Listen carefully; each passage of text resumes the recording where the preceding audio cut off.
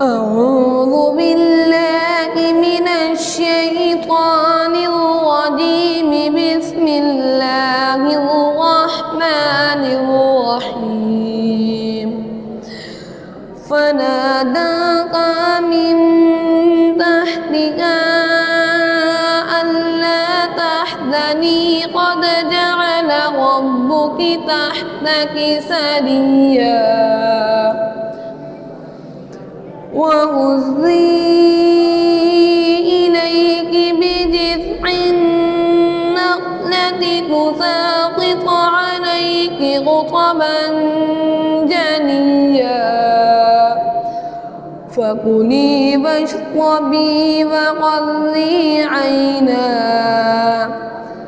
فإما ترين من البشر أحدا فقولي إني نذرت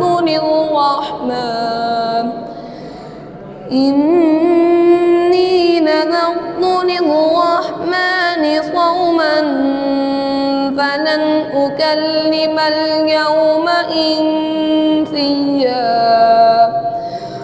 فأتت به قومها تحمله قالوا يا مريم لقد جئت شيئا فريا يا أخت هارون ما كان أبوك امرأ سوء وما كانت أمك بغيا